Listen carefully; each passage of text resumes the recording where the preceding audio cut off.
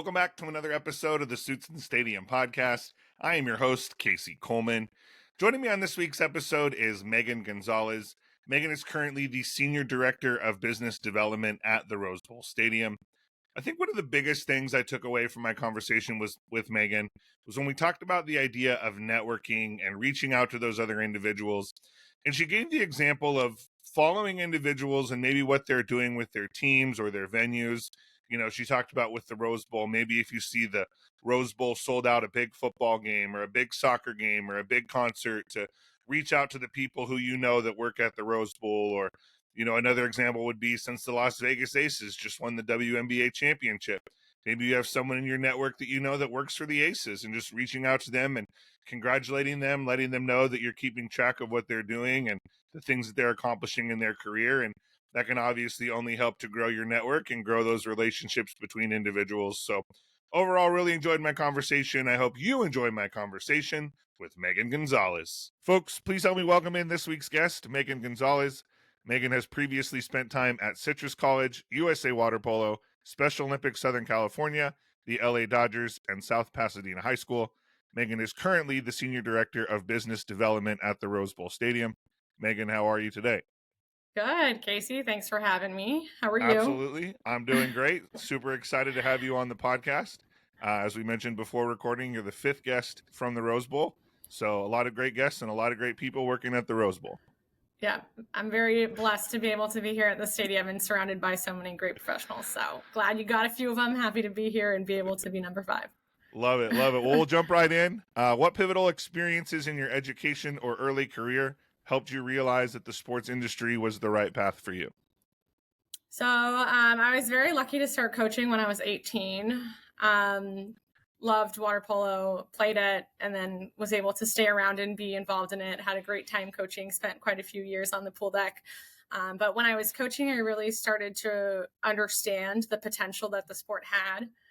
I grew up in Southern California, so it's obviously a big thing here, but seeing even more so how we could continue to grow just in LA alone really motivated me and drew me back to school, because I knew that there was potential. I didn't know the business side of sport at the time. I just knew you only know what you only know, right? So I just knew the coaching side of it and what kind of where our program and where our club sat. So it ultimately took me back to grad school to be able to study a bit deeper. Went to Long Beach State, as you were aware of that program.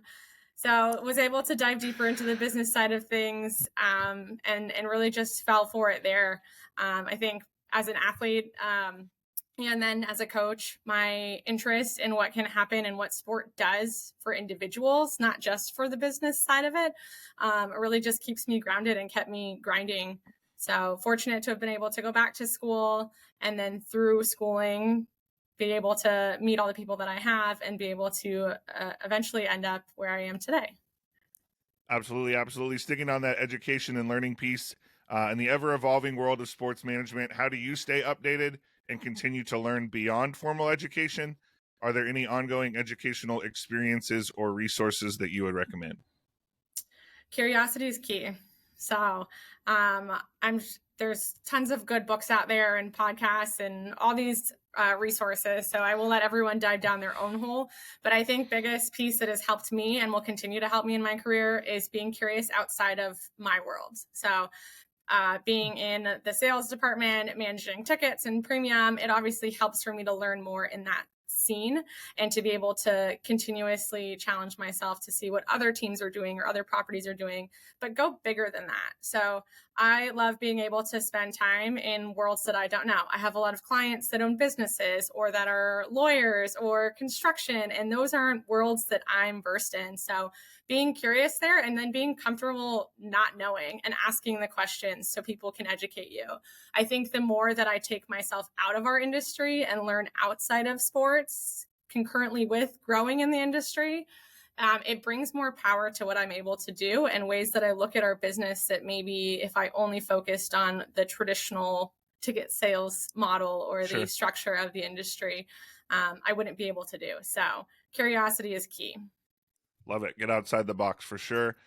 Next question I selfishly put in because this is something that I dealt with jumping into the Long Beach State program, as we mentioned.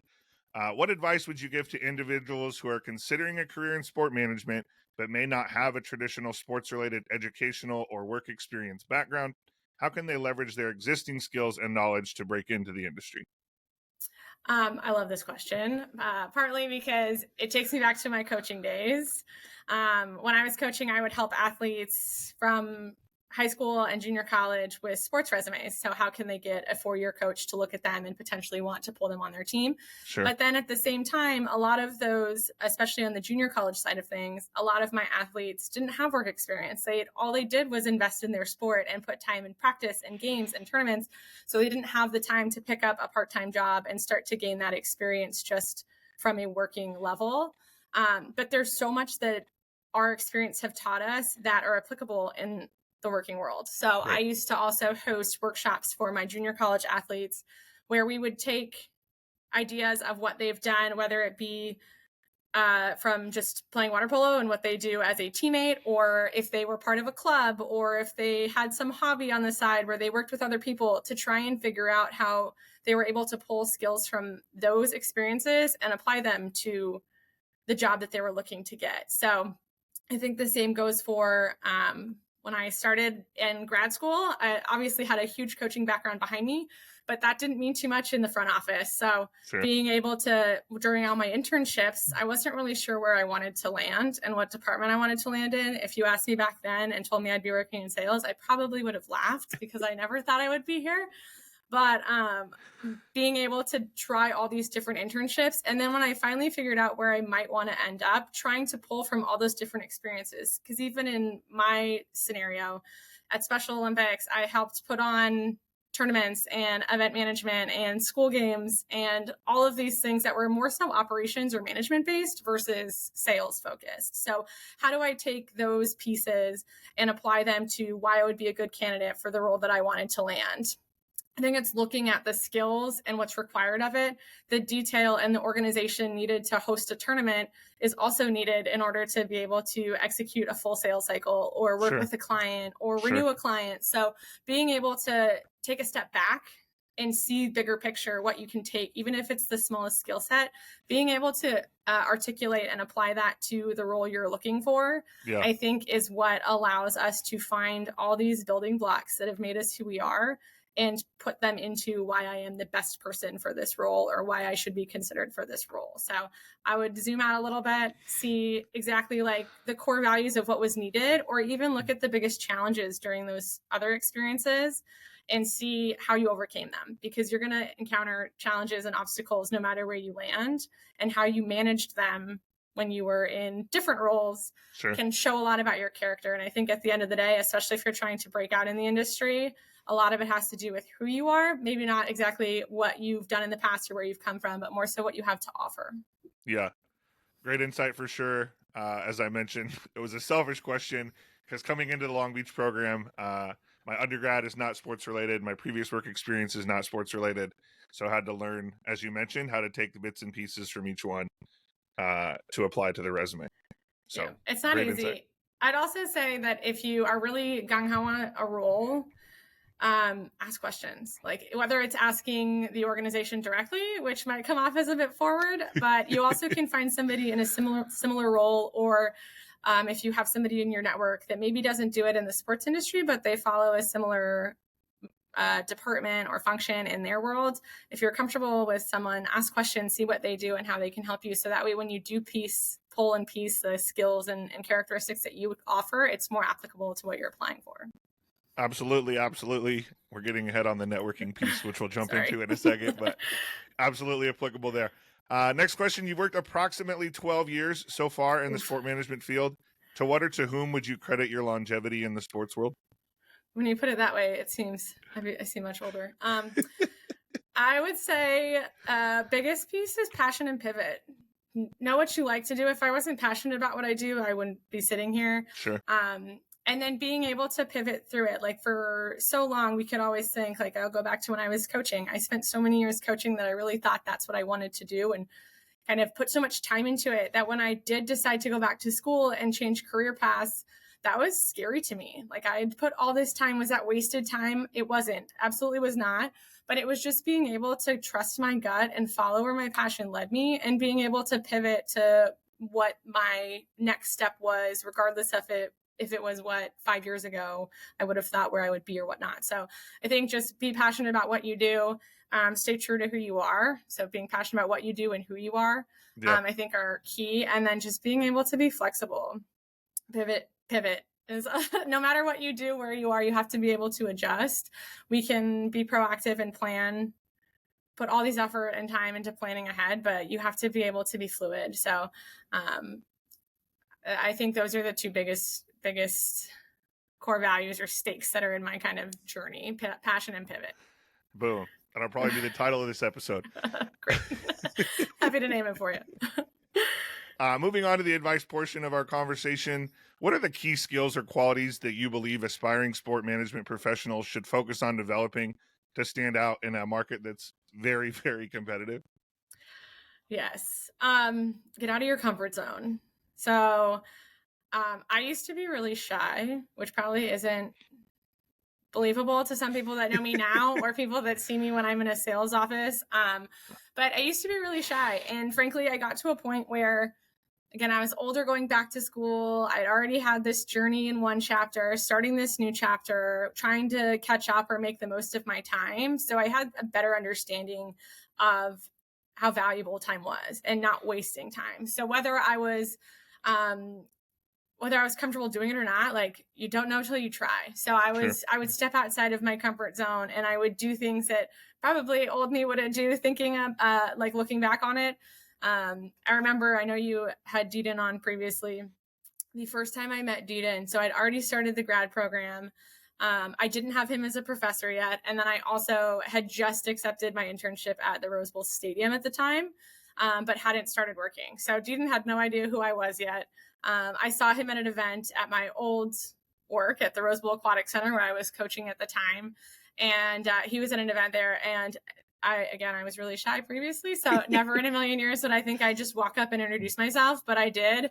And like, to this day, that's something that Deedon's like, I remember when you walked on deck and said hi to me and introduced yourself, knowing that I'd have you in the program later and you'd be at the Rose Bowl. Like, just being able to make those connections. It might seem like something silly, or frankly, in the moment, it might be scary for you, but that's something that's memorable. So being able to try it, like, there's no, if it doesn't work, it doesn't work, right? You don't know until you try it, and what's the worst that's going to come from it. So that's something I'll continuously tell my staff and continue to try and do. Like, one of the biggest pieces that I think has helped me throughout my journey as well is just reaching out. Like, if somebody doesn't respond, don't take it personally, but try. You don't know if you don't try. And then you have to be able to, again, don't take anything personally. Just do what you can, stay true to who you are, and get outside your comfort zone to really challenge yourself, but then also continue to break down barriers that maybe you set for yourself and didn't realize you had, just like my shy old self.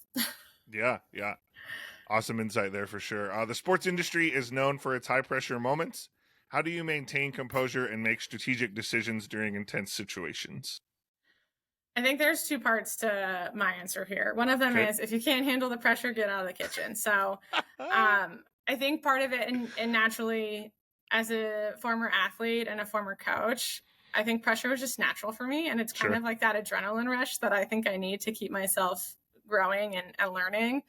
But it's definitely not, it's an industry that is really exciting to work in. We obviously get to see amazing events and be involved in these incredible, iconic moments. I get to meet incredible people, our clients, coworkers, promoters, you name it. Like, I get to meet so many people. So it is really exciting to work in. But if you can't handle not the traditional 9 to 5 or kind of the challenges that come with it, probably should reevaluate what you're doing. And that's just being honest. So I think the other piece to it as well is I try my best to put myself in the other person's shoes, or to zoom out a bit. So whether it's a client who's upset about something and being able to reflect back on how they're feeling and what they've put into maybe the money behind the tickets, or they're bringing somebody out for a special occasion or whatnot, and maybe something doesn't go as planned, whether it's the traffic on the freeway getting here, whether it's an issue that we could have prevented and it unfortunately occurred.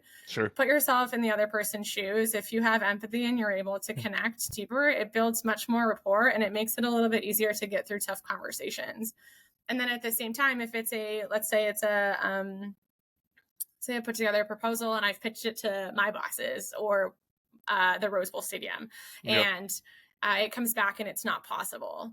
No matter how much time or effort I've put into it or how much I wanted it to work out, again, put yourself in the other person's shoes, because at the end of the day, I oversee our premium sales and service team, and I'm focused on the goals for my department, where there's the CEO of the Rose Bowl is focused on the longevity of the stadium and all the moving pieces to it. So you only know, and I'll say this a lot and it's going to get worn out, but it is so true. You only know what you know. So being able to try and put yourself in the other person's shoes just to gain more perspective, whether it's a personal or professional outlook, I think is huge. But again, if you can't stand the heat, get out of the kitchen.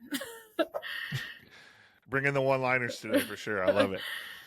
Next question. Did you have any different mentors along your journey that you leaned on when you needed to? And how would you say they best helped you along the way? Absolutely. I don't think you can get through anything in life without a support system. Yep. It would be a disservice if I didn't mention probably my biggest mentor, and I'm very grateful for his guidance and friendship, Craig Sindici, who's now the VP of Premium at the Dodgers. When I started at the Rose Bowl, and I started full-time in the premium seating department, Craig was my boss, and I was fortunate to be able to learn from him for just under 2 years before the opportunity at the Dodgers arose, and he left us for Blue Haven, which I'm super grateful for what he has in front of him, and he's been very successful there. But when he left, there was a bit of a transition period in our office as well, and we were short-staffed. So having his departure was pretty tough, just given where we were at. It also was in the middle of football season, which doesn't make anything easier, but no timing is perfect. If you're waiting for the right time, you're going to be waiting forever. So he was extremely helpful. And even though he was doing his day-to-day and trying to get through what he needed to do to get fully onboarded and get his team underneath him at the Dodger Stadium, it would be 9:00 at night. And if I had a question about our business, just to continue to learn more and try and fill the shoes that were missing at the time, he would answer. And I don't know how many phone calls I had with him, probably after hours when he was ready to just close the laptop and be done.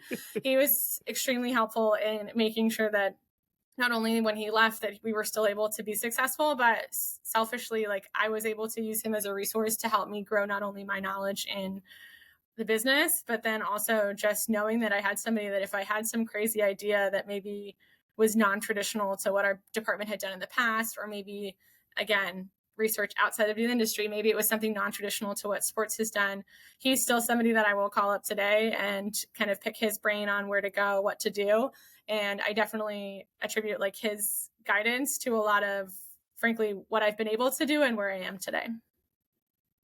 Yeah, I love that you opened that none of us are where we're at by ourselves. We've had people that we've leaned on to get to where we're at, and then obviously we all hope to be that for the next person as well. So love that.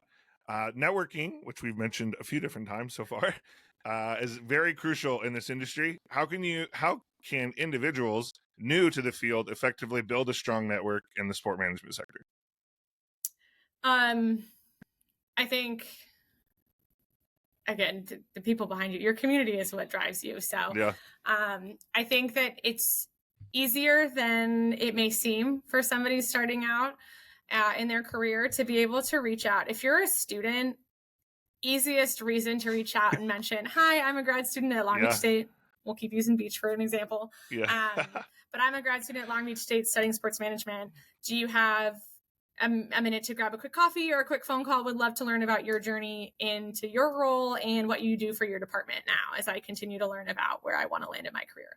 I think it's really easy to use schooling as an excuse if you're uncomfortable making the ask. So all the informational interviews, we'll call them, that you can do, I think is extremely important to try and build that. But then it also goes further than that because, again, people are busy. So if this is the sales side of me. If they don't respond the first time, follow up. If they don't Yeah. respond the second time, maybe give it a little bit, try follow up again. But also they might just be busy, so don't take it Sure. personally.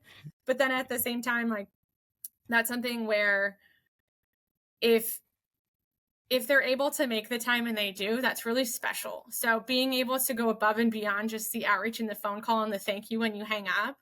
I'm a huge proponent to handwritten notes. It's pretty old school, but it shouldn't be old school. Some Yeah. people also, I've had people send me like thank you video messages, which now how techy the world is, like that's something new. And Okay. it definitely caught me by surprise, to be honest, but it's somebody that's notable. So you took the time after our conversation to send a thank you and try to stay connected. If that's something as well, like for my world, like football season's really tough for us, but if there's a huge win that like, or if they see that the stadium was completely sold out and you follow back up with a congrats, like saw the attendance, like epic Rose Bowl game coming up, like good luck. Like those are small pieces that the first initial conversation shows a lot, that you're making the outreach and you're taking the first step. So that's huge. And it says a lot about your character. Yeah. But then being able to stay connected afterwards, I think is a part that gets lost on us. So it's very easy for us to reach out, have a conversation, follow you on LinkedIn, and then say you're in my network. But it's much more than that too, right? So just being able to continue to try. And again, everybody's busy. So hard, I say that, but it's obviously hard to stay on top of things. Yeah. But just being able to continue to work on it. Like all things need work. Whether it's ourselves, whether it's our loved ones, whether it's our friends, whether it's our network, all things do require time and work. So just figuring out best ways to reach out and then continuing to try and hold on to relationships and continue to grow them. People will be excited to see your growth in your career, especially if they were able to talk to you and you're able to stay connected. So as a student, easy to make the first leap. If you're new to your career, so you're not in school, but you're in a entry-level role, or you're fighting or working towards a higher role, like reach out to people that are sitting in the roles you want. Or easy to always say like shoot high. Like for my team, if they didn't try and sell the top down, like we'd be doing a disservice. So easy to say shoot for the CEO and see if the CEO will talk to you. But there's also a big piece, and if you're younger, if you're a service coordinator and you want to grow in your career, talking to a service manager or a senior manager also helps because they're closer to your journey. So there's also more connectivity and probably more flexibility in scheduling for that person that's just one or two chapters ahead of you in your planned trajectory versus the top dog. But not saying don't reach out to all of the above, but there's definitely, don't feel discouraged if the CEO can't take time to talk to you. Like there's other people that are definitely going to be helpful that are in the same cycle, the same organization, the same department, whatever you may be looking for. Yeah, great insight there for sure. As you mentioned, just going to maybe the people that are just above. They obviously just went through or recently went through the things that you're going through, and it can have better insight, more real-time insight than maybe that person that's at the top. So definitely agree with you there for sure. Earlier you mentioned in a previous question just how the sports space is not a 9 to 5. The hours are not traditional. With that, the question, and if you have the answer, you'll be the first guest in Suits in the Stadium history to answer this question. What is the key to maintaining a good work-life balance? How do you not get overwhelmed with your career and still make time for your family and friends and things you enjoy doing outside of work? I'm the worst person to ask this question, and my friends and family will all laugh if they hear me answer it. So it definitely is a different schedule. So I think the biggest piece is I honestly, and probably not quote worthy, I don't necessarily believe in work-life balance. I think that if you're doing what you love to do, that is so much of your life. So like, again, passion and pivot. So the passion that I have for what I do, and whether it be in the workspace or whether it be outside of work in my personal life, there's definitely a lot of crossroads and a lot of crossover between those two things. So I don't necessarily think that work-life balance is something that exists in my life, but that's also because I don't necessarily think it needs to. There's definitely a different piece to scheduling and making time for the people that you love and making time for yourself that I think is something that I will continuously work to improve on. But part of it also comes with who you surround yourself with. So Very fortunate that I have a supportive family. My husband is very understanding of my schedule. He also works in sports, so it's a little easier because he knows that my schedule is what it is, just like I know what his schedule is. Yeah.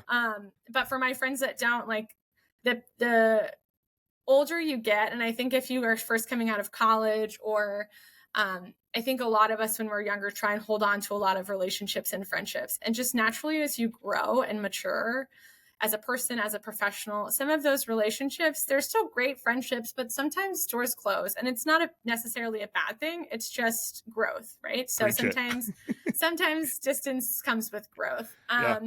So I think the people that are my circle, whether they work 9 to 5s or they work my crazy world, they understand it. And we're so happy for each other that we've found success in our personal lives, that we've found success in our careers, that we understand what comes with that. So one of my girlfriends who's a teacher who works a normal school day, right?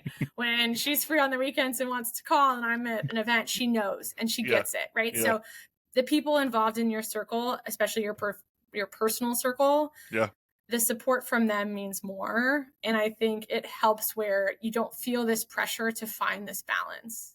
So it really just comes to holding on to the people that are rising you up and not trying to pull you down because you're trying to balance something out. So I definitely think that that's important to remember. And it's hard to see that when you're growing up, but once you start to kind of find the OGs, I think it's easy to look back and just be grateful for the friendships that you've had along the way and what they've been able to help you grow into.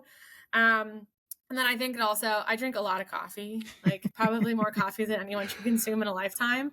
But I do that so that way I can still do the stuff I love. So again, I told you earlier that I'm a early bird and I would love to be in bed by 7 o'clock, 8 o'clock at night if I could.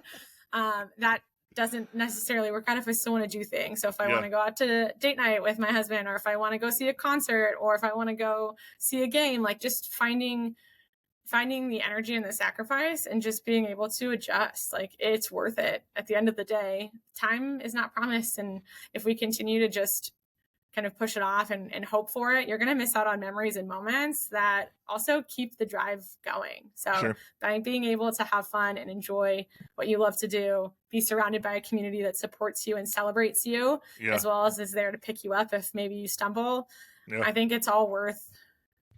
At this point, I don't have kids, so maybe when I have kids, I'll feel differently. But I think it's worth the caffeine consumption I need some days to get me by. Yeah, absolutely. Very important, again, to have those people around us that are supporting us, as we talked about in the mentor question as well, and then as well as the network question and work-life balance. So yeah, great insight there. Final question in the advice portion. We've touched on a few things, just wanted to ask it in case there was something else that stuck out. With just how competitive this field is to break into, do you have any tips, tricks, or insights that people can use to help set themselves apart in such a crowded occupation? We talked about handwritten letters earlier. We talked about the new thing that I'm going to try, which is the video messages, which is super cool. And just any other insight or advice you would have for those of us trying to break in? I think it roots me back to like a team sport mentality. Be a team player. So when I was an intern at the Rose Bowl, I started at the stadium as an intern. And I took on projects that weren't necessarily in my sphere or in my description and my duties, just to try and help. I saw that there was a need and I reached out and asked how I could help. So I would say be a team player. I hate, and this is funny because now you've been sitting here talking to me, making me talk about myself this whole time, but I hate the word I. Like if I'm in a conversation, whether I did all the work or not, we're a team. We did this. Love it. Then that way as well, like if something goes wrong, I'm happy to take the fault and tell like it was my bad versus the team messed up. Right. So I think there's a big piece of just being able to show sacrifice and not necessarily need to have your name in shining colors in the gold star. So I would say be a team player and help where you can, if you can. And by doing so, the people that you want to notice will. So I don't need to go around and say, I did this, or I created this, or I helped here even though I didn't need to, right? Like none of that needs to be said. The people that you want to notice that will help you will. So I would say go the extra mile if you can, especially if you're starting to break out. Again, I think a huge piece to it comes down to character. I personally would rather hire somebody that's green but willing to learn than somebody who has a ton of experience that maybe isn't coachable. So part of it comes from just showing the type of person that you are. And I think that character will go far beyond what experience or maybe a direct focus to one skill or one ability might do. So I think there's always that piece. So I would say be a team player, help where you can, and then just soak it all in. Like you can learn so much throughout it all. So I would say those are the biggest pieces. And then lastly would be just stay open-minded. Again, I didn't think I'd be in sales. Here I am. If I would have stuck to what I thought I wanted to do, which what I thought I wanted to do was not at all what the role and department would have been in the first place. You don't know what you don't know. So being open-minded and taking the chance was worth it. So there you are. Now you're in sales. Now I'm in sales. Lots and lots of sales. Just a quick story to that. When I got in the program, no chance. Want to be in sales. I took someone who we both know and is on your staff. Aaron taught in our program. The needle moved a little bit for me in the idea of wanting to be in sales, just because how he taught it, of how he explained it. I know from a few other classmates that they were like, I'm never doing sales either. And then Aaron taught a few weeks and the needle moved a little bit. I'm not saying it moved a lot, but it moved off zero. So again, it helps open your mind to new opportunities. Absolutely. And that's actually, so again, network. We'll just exhaust the network conversation here. Aaron actually started teaching the sales class, the LT, after me. So I didn't get the sales class. At that time, we had like a thesis, like an academic thesis portion, which I'm glad you didn't have that. I'm glad you had sales. But I actually got to know Aaron for somebody in the class below me who had him and was like, you would love this. Like, you should meet this person. You would have loved this. And I'm like, sales? No. But I did get a chance to meet Aaron then, and we'd stayed connected. So then when I did have the opportunity to hire for a director of sales for our team, and Aaron reached out and said he was interested, it was, again, that network that we'd kept in touch. And I didn't have a deep connection with him. He was not my professor. I didn't work with him previously. I just got a coffee with him one day just to get to know him. And being able to have that relationship continue to grow and stay connected for when this opportunity came up. And now he's on our team. Couldn't be more grateful for, again, keeping those relationships alive and together. So perfect example of what it could mean, whether it happens in a month or whether it happens gosh, I don't know, what was that, 6 years later, maybe? So. Yeah, networks are vital for sure. Love it. Bringing it home, final few questions, some lighthearted, some not so much. What is the most heartwarming or memorable sports moment you witnessed or experienced? Maybe something we as the casual fan would never see on TV, but you had the chance to witness or experience. I would say I grew up in Pasadena, so the Rose Bowl's always kind of in my backyard, so even more emotionally tied to this place. But the Rose Bowl game's iconic, and there's a lot of people that, especially growing up here, I might overlook or take for granted the Rose Parade or the Rose Bowl game because that's something I grew up with. But I absolutely love, from the crazy sprint that is the team announcement and selling all the tickets to try and get people here on January 1st. And then hearing the stories along the way of how this has always been on their bucket list. Their dad really wanted to go, and now they're able to take him for his birthday or as a Christmas gift or whatever it may be. Their team's finally in the bowl and they can come. And then when you see them here on game day, it's so easy. And you know, this event day is busy. So like it flies by. You typically don't get a chance to just sit and relax and soak it all up.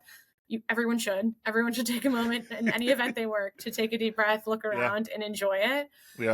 But especially Rose Bowl game, when you see fans who maybe have never been to the Rose Bowl or will only be that one time, to see what that means to them is always, there's always like the tear-jerking moments of just being so happy to be where you are and be able to do what you do to provide those memories for people. And I think as a fan, when we go to events like that, we probably miss it because we're soaking in our own experience, but being able to look at it from watching everybody come in, watching them have a good time. The Rose Bowl game, even though we all want our team to win, even fans that are on the other side of that equation, when they leave, I rarely see people leave that game upset or it always is just one of those moments that like is a dream for them. So seeing that is a definite reminder of what we do, why we do it, and what it means to be able to be a part of it. Because we are just a small piece of this giant event and this iconic moment that seeing how it definitely and immediately impacts each fan is so special. So it's not a single moment, but it definitely is January 1st, and it's watching everybody check that bucket list or have that moment and have that experience. And then they in turn are now diehard fans of the Rose Bowl Stadium like I am. Do you think for you in that experience, it's even deeper because you're a Pasadena native, because you grew up with the stadium in your backyard, probably attended events and stuff growing up, versus someone that's maybe a transplant, works for the Rose Bowl now, but didn't grow up here, didn't grow up around it? It's an even deeper and exciting moment for you? I think selfishly, yes, but I also think that if people are a transplant, especially if they're from Midwest football, it's just something different than California football. So I definitely think that it's just different connectors. So being local means a lot. My high school graduation was held at the stadium. My high school homecoming football game is still played at the stadium every year. So it's always fun to break out the Letterman every year and hang out and root for the Bulldogs. But it definitely makes those moments really special outside of just the work effort that was put in and kind of the relationships from a working outlook. But I do think that anyone that has the connection to the stadium, regardless of where you're from, I think it's just something special. So I will selfishly say yes because I'm from here, but I definitely know that there's people like I have coworkers that are from the East Coast that dreamt about always being here, would wake up and watch the Rose Bowl game in some snowy apartment, and they'd watch California on January 1st, and like they have the same love for the stadium that I do. It's just a different focus. So hard to say it would one up it, but sure. Next question: if you could switch roles with any athlete for a day, who would it be and why?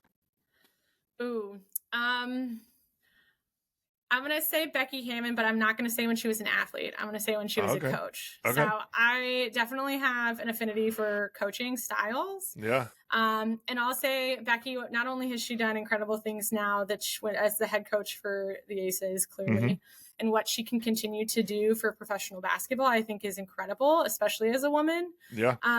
But I would also say Becky Hammon because I absolutely love Greg Popovich. So hopefully if I'm Becky for a day, I get to have like a wine dinner and pick Pop's brain. Love it. Because I really do love his focus, his outlook, and his idea of team that I think it's hard to come by that, especially in some of those higher roles. So I definitely look up to the values that Pop leads his day by and leads his organization with. So Becky, not only what she's done, but then also hopefully a wine and dine with Coach Pop.